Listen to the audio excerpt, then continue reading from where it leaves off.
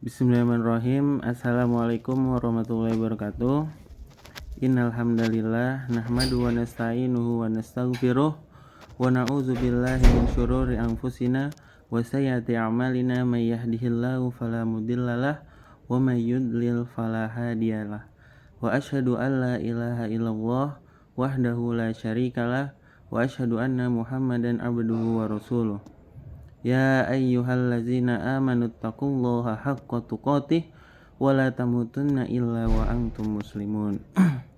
Wa qala Allah ta'ala fi ayatin ukhra, ya ayyuhan nasu taqu rabbakumul ladzi khalaqakum min nafsin wahidah wa khalaqa minha zawjaha wa bassa minhuma rijalan katsiran wa nisaa'a wattaqullaha allazi tasaaluna bihi wal arham innallaha kana 'alaikum raqiba.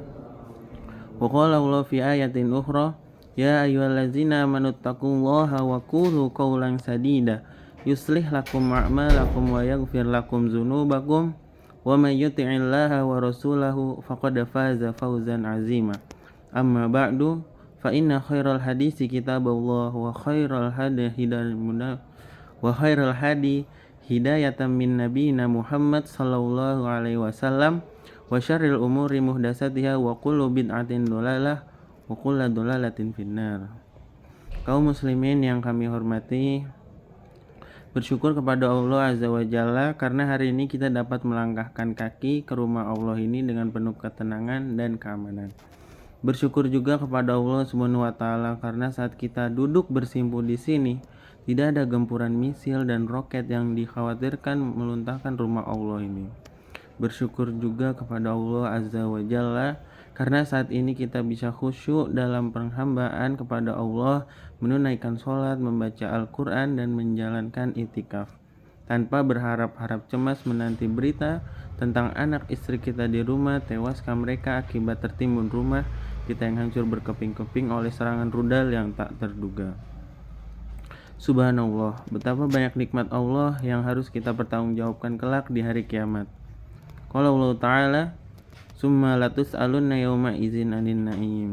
Sungguh pada hari kiamat kalian akan ditanyai tentang semua nikmat yang telah kalian terima di dunia. Jamaah sekalian yang kami muliakan, sekarang ini jamaah sekalian bayangkan bila kota kita ini berubah menjadi sebuah kota yang disolir dari seluruh penjurunya, menjadi sebuah penjara raksasa. Lalu tiba-tiba terdengar suara pesawat-pesawat jet tempur berputar-putar di atas atap rumah tempat istri kita menyiapkan buka puasa, atap masjid yang kita tunaikan sholat ini, atap kantor tempat kita bekerja, atap tempat anak-anak kita bersekolah dan bermain.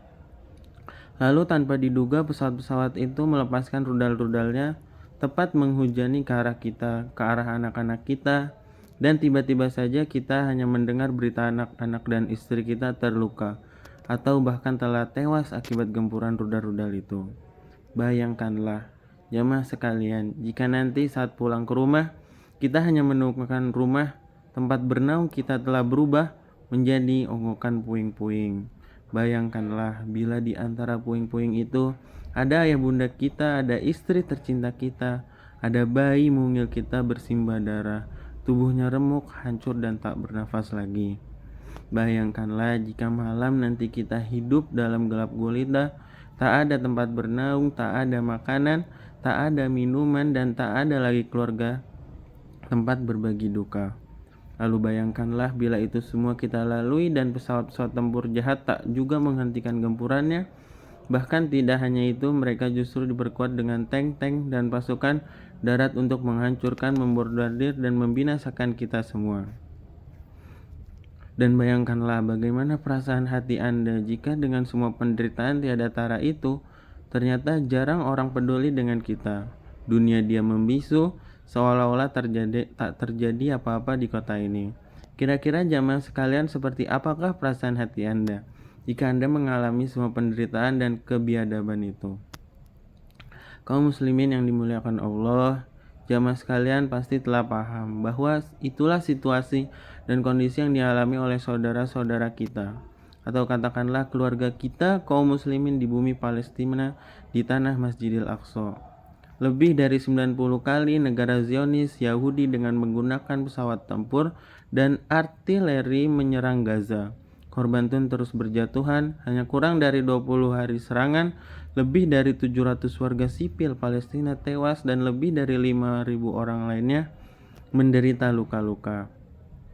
Termasuk di antara mereka kaum wanita dan anak-anak kecil yang tak berdosa. Dan melalui mimbar yang mulia ini, kita semua harus tahu bahwa apa yang dilakukan oleh Israel terhadap saudara-saudara kita di sana tidak lain adalah karena saudara-saudara kita itu menyingkirkan la ilaha illallah atau mengikrarkan la ilaha illallah Muhammadur Rasulullah.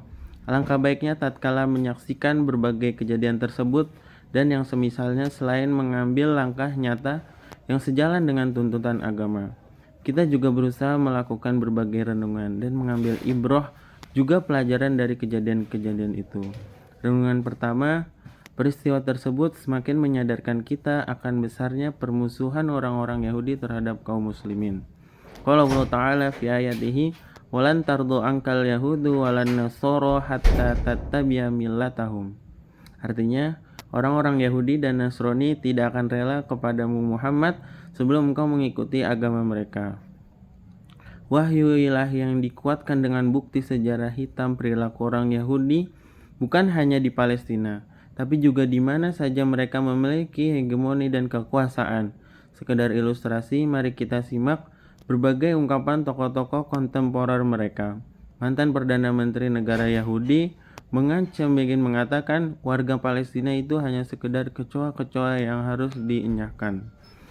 Seorang politisi wanita Yahudi, Aiklet baru-baru ini menyatakan bahwa ibu dari semua orang Palestina harus dibunuh dengan cara memborbardir jalur Gaza. Aiklet menyatakan pembantaian terhadap para ibu Palestina itu dilakukan demi menghindarkan lahirnya ular-ular kecil. Selanjutnya ada renungan yang kedua, yaitu menyuarakan kebencian terhadap Yahudi akan mandul jika tidak diiringi dengan langkah-langkah nyata dalam kehidupan sehari-hari. Tentunya fenomena ini amat memperhatinkan kita, sebab begitu mengkontradikasinya antara ucapan dan perbuatan mereka. Seharusnya yang menjadi idola kita semua adalah tokoh-tokoh Islam, mulai dari Nabi Muhammad SAW, para sahabatnya, hingga para ulama salaf, dan kegemaran kita sering membaca tokoh-tokoh besar Islam. Namun Rasulullah SAW tidak lupa untuk memberikan solusi guna mengakhiri keterpurukan tersebut. Beliau menjelaskan, Sallallahu alaikum zalalayakan hatta tarjiu ila dinikum. Allah akan menimpakan kehinaan atas kalian hingga kalian kembali kepada agama kalian. Hadis riwayat Imam Abu Daud dan dikuatkan oleh Syekhul Islam Ibnu Taimiyah.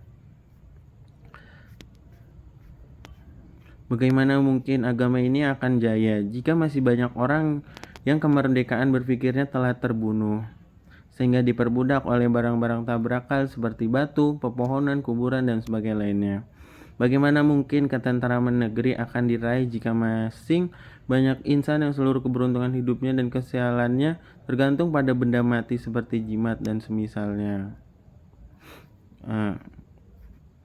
Tokoh besar pejuang Palestina Muhammad Izzuddin Al-Qassam rahimahullah, sebagaimana dikisahkan oleh para ahli sejarah yang menulis biografinya, adalah orang yang tujuan utama perjuangannya membersihkan agama dari segala macam bentuk noda yang mencemarnya serta memurnikan akidah dan ibadahnya hanya untuk Allah Ta'ala, sebab hal itulah yang merupakan sumber kekuatan. Tanpa itu, semua kaum muslimin tidak akan pernah mendapatkan kekuatan dalam menghadapi musuh-musuhnya. Akankah kita mengambil pelajaran dari teladan yang digoreskan sang penjual tersebut? Aku qauli hadza wa astaghfirullahalazim li wa lakum wa li jami'il muslimin wal muslimat fastaghfiru innahu huwal ghafurur rahim. Alhamdulillah hamdan katsiran thayyiban mubarakan fi kama yuhibbullah kama yardahu wa asyhadu an la ilaha illallah wahdahu la syarikalah lahul hamdu fil akhirah wa asyhadu anna sayyidina wa nabiyyina Muhammad abduhu wa rasuluh al-mustafa an-nabiy al-mujtaba sallallahu alaihi wa alihi al-asfiya wa ashabi al-aqniya wa tabi'ina wa man tabi'ahum bi ihsanin ila yaumiddin. Mungkin itu yang bisa saya sampaikan, kurang lebih mohon maaf. Wabillahi taufiq wal hidayah wa ridho wal hinayah. Assalamualaikum warahmatullahi wabarakatuh.